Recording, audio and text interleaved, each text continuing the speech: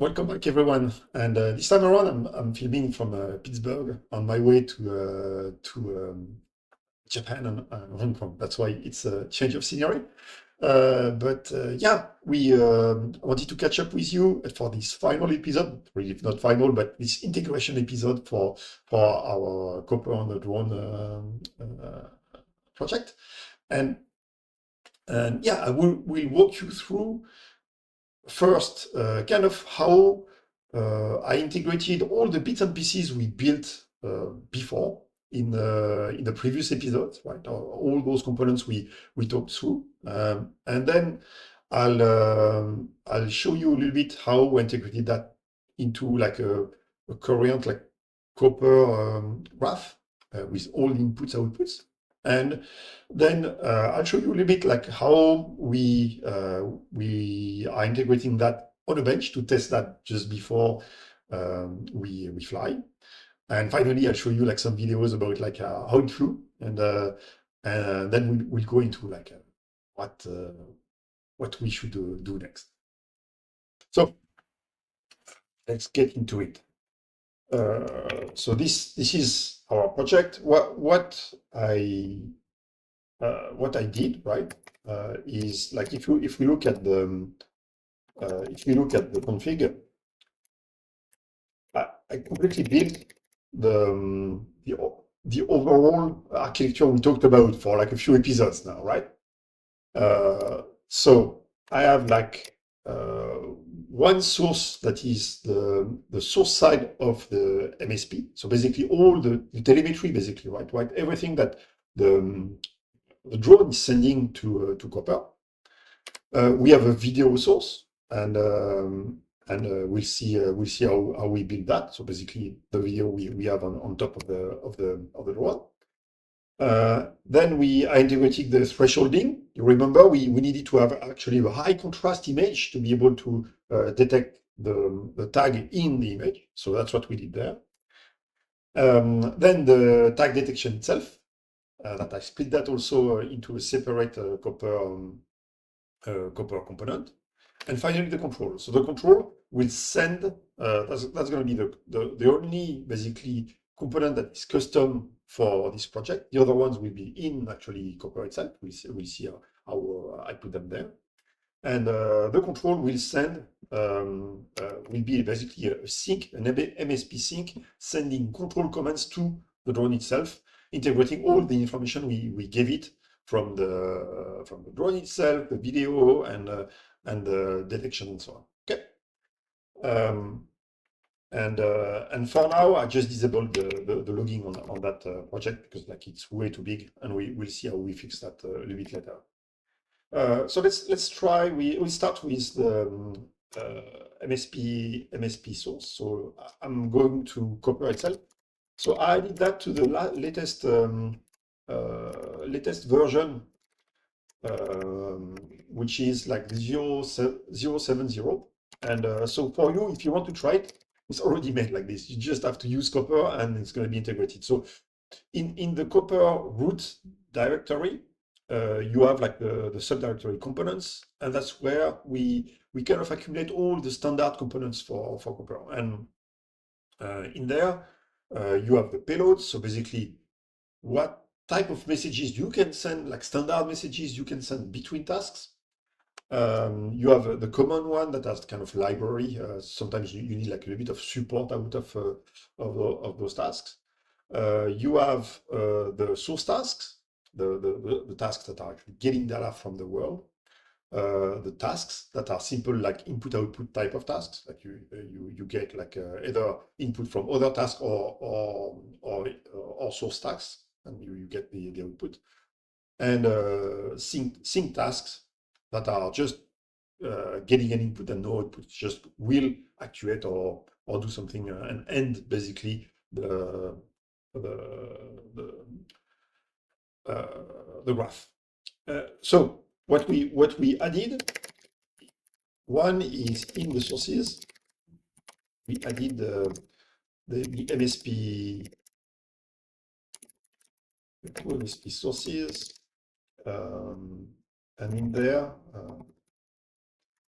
So it's basically a library, right? And it integrates the little library we built.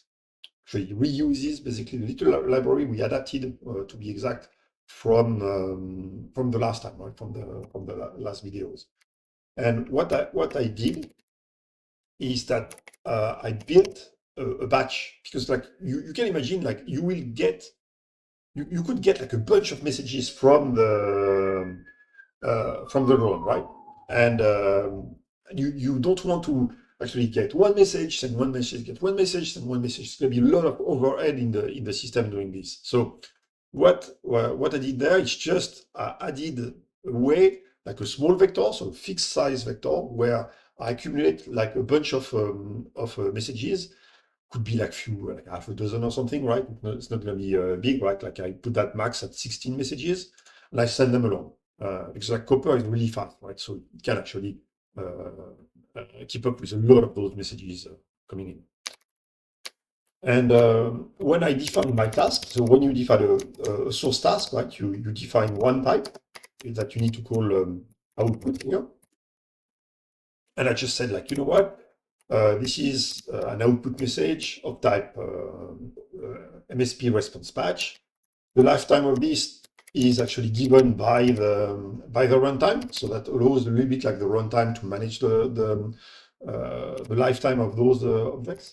And it's called CL because it's a copper list, right? So it's backed by one cycle of execution on the copper side. And today, what we do is basically you can guarantee that during one cycle, this object will be alive for the other task to consume, right? So that's the minimum, right? The common denominator, let's say, right? We can find. But maybe in the future we will do better with copper. So I have a small buffer, and so it's really what we did, but in a structure where I keep the port, I keep the parser for the messages, and I did like config parameters, which is device and baud rate, just to be able to grab the server port. And then again, there is no secret. Like when we process that, we just get a buffer, read that, initialize a parsing batch, and basically build those packets, accumulate them in the batch, and at the end send the batch. It's very trivial.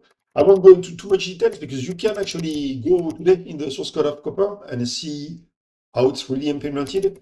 Just want to go through a little bit like the structure and the high level stuff, so you don't have to. And I'll let you go into all the details of how really I implement that. And I just prefer to go through the philosophy, right? So you see everything fixed size. I do not allocate anything, right? Like compared to what I was doing on the little like test sets we were doing like outside of Copper. Yeah, no, like it's all clean up. Like we have like pre-allocated buffers. We use the memory that Copper is giving us as an output message, right? We just copy that in there in that thing, right? Directly in that memory buffer. So we are very very lean, right? Okay, so that was for the MSP source. Let's go to the other one, which is the MSP sync. And you'll see something I discovered that is actually pretty cool. Especially on our little machine, or actually on all Unixes, apparently. You can actually share a serial port, right? So I don't have to manage an intermediate object where I need to have like a kind of a proxy that gets like the serial port and divide that in a read part or write part. You can actually open for read and open for write, and that's what we are doing here, right? Like I do basically the same thing when we configure it, right? We just open it for write this time around. But even if it is the same port in the configuration, it will be able to do both at the same time. So it's super useful for us. So we can have on one side the source and on other side the sync. Otherwise, it would be really hard to actually map it to the kind of concepts you have in Copper, right? You cannot have a sync and source, right? We might actually. I was thinking about that, like at some point, to build like what I would call like a chimera, like basically a task that can be both. We can expose as a source and a sink. But yeah, because we could do it like that, I did it like very simply so far. But you see, building this drone project give us like some ideas about like what is missing in terms of like a user experience, right? And like that will actually guide a lot of things we will implement later into Copper. So that's the same thing here. Like it's really no big deal. We get a batch, right? You see that it guesses here the type, which is like a mess request batch. That because we define it there, right?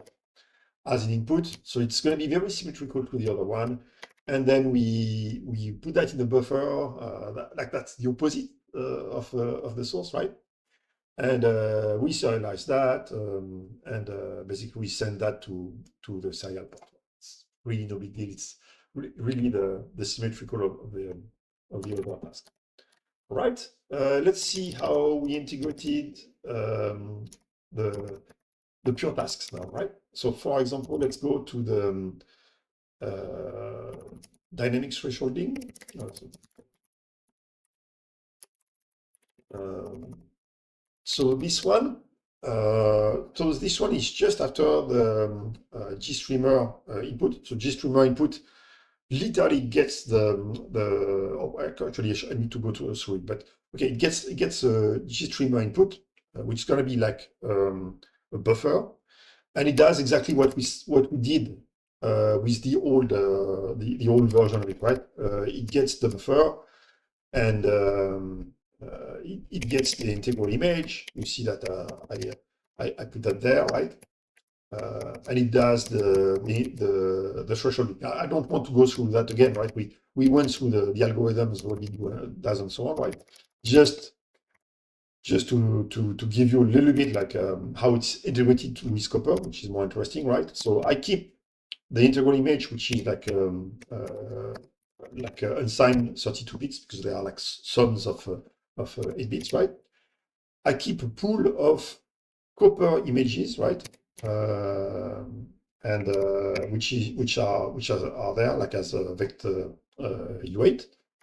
That allows us to actually get images from upstream, build those like thresholded images, ship them over, and not worry about like the memory management side of things, right? And you have the parameters like width, height that we do exactly like we did for the little prototype, right? So here I get the parameters, no secrets, pretty clean. You just get the name of the parameter from the thing. You name your pool, so we will be able to monitor that in Copper. And in terms of process, no big deal neither. You get the buffer, you map it readable to be able to get the thing. This buffer could be handled by any hardware and so on. I take it as a slice, so it's easy to handle, and then you go through the integral image, the adaptive threshold. You build the image, the output buffer, right?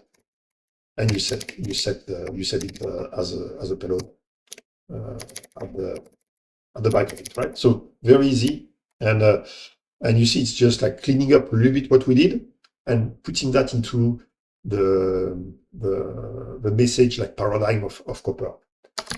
Yeah, so I said like we wanted to see a little bit like Gstreamer because like there are like some specifics there. Something is part now of Copper, so you can use it.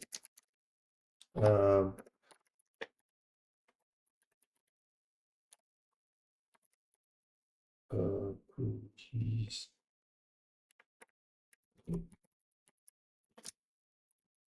Yeah, here we go.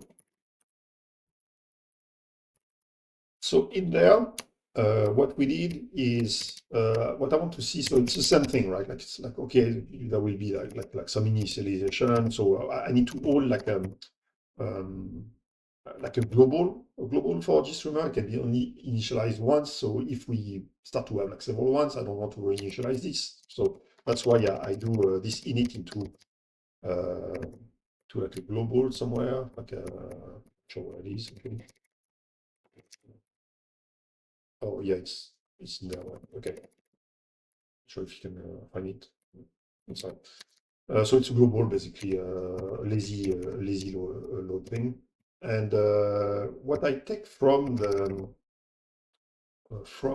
config is a pipeline. Right? So it will get all the element of the pipeline, show that to Gstreamer. It will build its own like little graph on itself, and the app sync for Gstreamer will be called Copper, and that's going to be our source for our images. And you'll see that enables us to actually kind of get fancy about it, because we can actually, for example, send images through like I don't know, RTSP type of video source and so on, to be able to get some debug data and so on. And you see that's where I get the element by name here, which for the app sync, right? I dynamically cast it for an app sync. That's where I'm getting the buffers from the Gstreamer pipeline we define.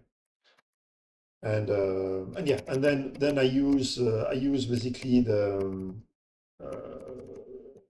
a circular buffer to get like the thing going right. So we can asynchronously get images and show like send images when they are ready, when Copper is calling back us, right? Calling us back. So yeah, and like in a stop and start, I basically stop and start the pipeline for Gstreamer.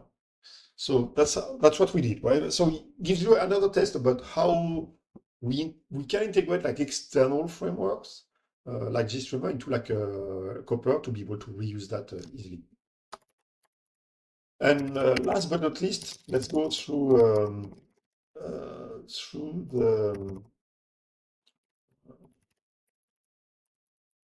the April tag detection. Again, I don't want to go through again like how we did that, because we tried it, but just give you a little bit of a test about how do we integrate that to Copper. So same thing. This thing is basically tasks, so it will have like let me find it. Okay, a bunch of stuff before that. Again, a lot of things. Like here, it will be an input, which is like a Copper image as a gray image in U8 from the dynamic thresholding we've seen before. And I define like an April tag detections as an output. And if it to work in this node, the April tag is basically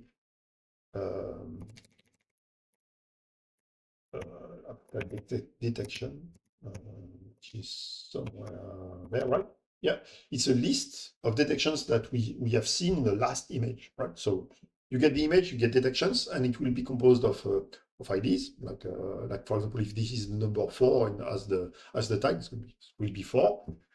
Poses, so relative pose from the camera to the tag. So it's pretty useful. And also the decision margin, which is kind of like a certainty threshold. We've seen that, right?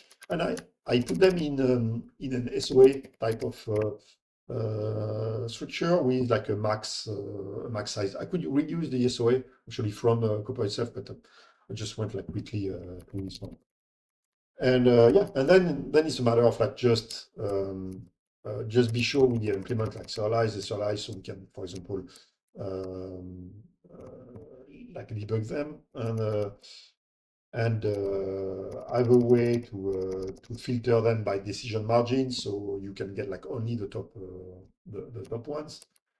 So a little bit of facilities. Again, I let you look at it on your own, right? In terms of parameters, we have the family, the number of bits we have in the encoding you have, right? The tag size, so it's real life tag size, and the parameters of your camera, right? Which are the focal in X and Y in pixels, and the center of the camera. That's the pinhole model. Again, we've seen that before. I don't want to go that over. again, but just to see how you actually inject those things. All of those are going to be in the copper parameter file. And yeah, then and it's just a matter of like just a matter of getting those images, detect through them, and then add the detections, the signal margin and IDs to the answer, right? So pretty cool, right? Like now we have like really reusable components that we can actually plug into several projects. It doesn't have to be a drone project now to actually be able to use those applications. Right. So we went through all those components, how we went from libraries to Copper components. Now let's resume a little bit like what we've seen there into how we integrated that. So now you understand a little bit better how it's going to be done at the task level. So we can go through that. Like you remember when we have the device and baud rate for the source, 1 million baud. We stuck to this. The video side, so Gstreamer. Again, you need to add that to your cargo tunnel, right? And here, for example, I have like several example of pipelines. This is the straight one, so I get the 1080p encoding, and this is that is actually an adventure I have to talk to you about a little bit later on about the hardware. I convert it and I give it to the Copper AppSync, and here I actually use it straight. I actually ask Gstreamer to get us like the gray output. Remember we did that manually before from NV12 because we had the chance to have the hardware giving NV12 there, but because here we have like a JPEG because I broke my BP connector, right? Like you'll see this. I had to actually ask Gstreamer to convert it. So it's a little bit slower, but I'm waiting for my new RATSA SBC, and we'll be able to get back to something a little bit more optimized with BP, right? But that works, right? And here, if you look at this one, you see that I made a T, which basically fork out the Gstreamer flow. And what I did is that I have like a subflow there that is at the end that is actually streaming the images to my laptop. That's pretty cool, right? Like so you'll see I left it in the project as a comment, right? And that's cool to be able to see, okay, everything is working right, kind of real time, so you don't have to record and see that remotely and so on. You can straight from Copper actually stream with your laptop for the debugging. I don't recommend that doing that like while you fly. I did that. It not ended well, right? So yeah, because it's really slow, right? It's basically software based. It's gonna be kind of painful for the hardware. The other ones, you remember those ones. I don't want to go through this, but that's how you inject the config. So that's the type. So it's 14 centimeters, right? This meters, the tag size. And those are from the calibration process we went through. Together, right? And the sync, same thing, exactly the same parameter as this one, right? Okay, cool. So that's how it's all up together in terms of overall structure, components, the graph for Copper. Now we can look into a little bit on our final task, which is kind of the custom one where we will actually control the drone. And what I did is, so I just used the PID controller, which is also a component in Copper. I didn't have time to actually put that in a separate component, but I will do that eventually, right? So instead of using a library, using like a component, so we can log the input output. Because right now it's just like internal. So I used the internal one because I wanted to experiment it quickly. And yeah, I kind of guessed the initial parameters. It was not good at the beginning. You'll see a lot of like things where the drone was going up and down, right? But eventually, right, like I started to put that a little bit more tight. I did limit a lot those numbers. Those numbers are basically the offset for the floating floating throttle. Because yeah, it can go quick, right? Like if you do like so 40, it's basically yeah, between almost 0 and like something like I don't know, 1.5 or something like that, the throttle, the weight for the aircraft. So you know that if you go like full throttle, this thing's gonna go through the moon, and it's basically not human to actually catch it up and go back to manual. So you see it's a little bit sluggish in the videos because of that, right? I wanted to really be able to kind of calm down this thing. And in the so in the basically in the process side, what I read from the state is basically the battery, right? So I was logging always the battery because I don't want to kill my LiPo. So that's what I did there. And then I get the detections. So really, it's really the integration, the final integration, this final thing, top of the pyramid of what we will do, right? And I initially first I mean, I get the pose from the thing. I'm interested only in why. So be careful, right? Like the camera setup is basically Z. Z is from the camera plane down, right? And then it's a left. It's a left. So it's basically like this. Oh, it's a left hand side.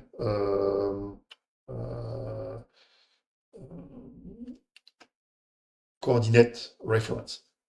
So Z is like that. So it's going to be sorry. Z is like it's going to be sorry.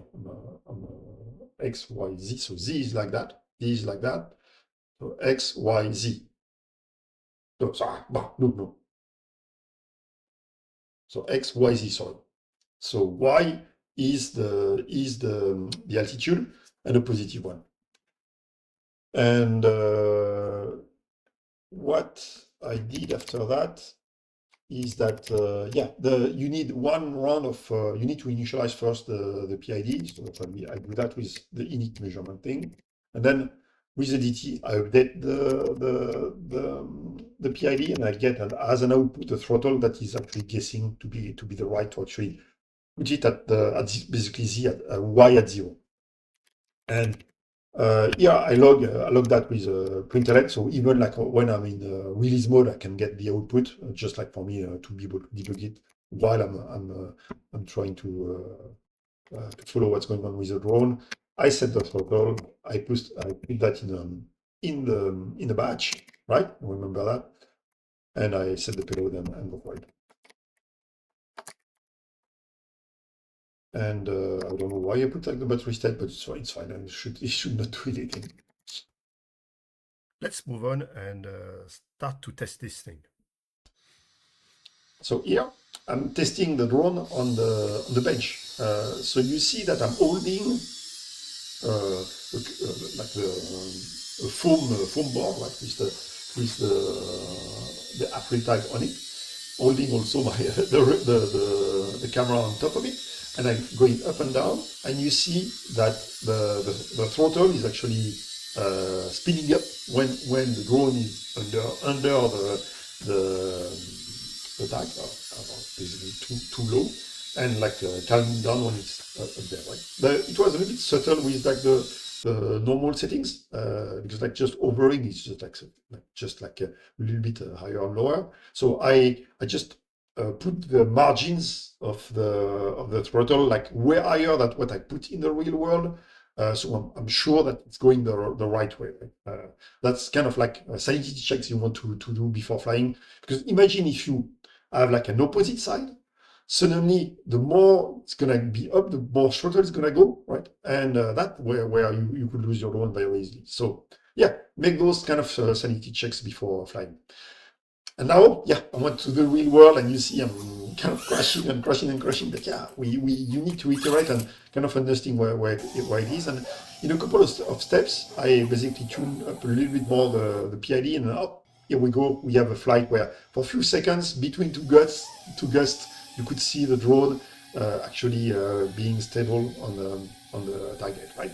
I didn't insist too much, right? I didn't want it to make it perfect from the get-go. First, right? Really, it was kind of hazardous with the wind, right? But clearly, I did not have the control of the throttle, and I tell you, if the throttle is wrong, this thing would go like completely crazy, right? And it did before it was right. And so yeah, cool. That's it. That's in the bag. So here you have it. Now we have like one step, right, towards like a full autonomy. And that's the way usually I advise you to actually progress through your robotics projects. Just make one step, go all the way, right? Like a little bit of everything along the way. It's not complete. We have obviously only one axis, right? And just see how it goes. Where are the pain points? And iterate, right? And add like a little bit more complexity. And so that's what we did. It's not perfect, right? Okay, if there is a gust of wind, it's gonna fly away. But at least we know that roughly it worked. We did not risk the machine too much, right? Because we didn't put too much actuation into the machine. And then from there, it's a good base to first build a model of the aircraft that we will see, for example, like in probably the next episode, where I plan to actually build a simulation around this, so we don't risk the aircraft all the time, right? And that we can work a little bit offline, but without this like kind of like first instance of things we could do, you have no idea, right? And you don't want to build a simulation that has nothing to do with reality, and you don't want to build fully the real thing without having some piece of simulation you can rely on too, right? So you can without the big bugs, right? Or like the major bugs. So yeah, that's what we will do for the next time around, and I'll show you a little bit how you hook up simulation to Copper, so you can actually emulate what we've seen in the real world, and then kind of loop back into matching that simulation in that thing we did.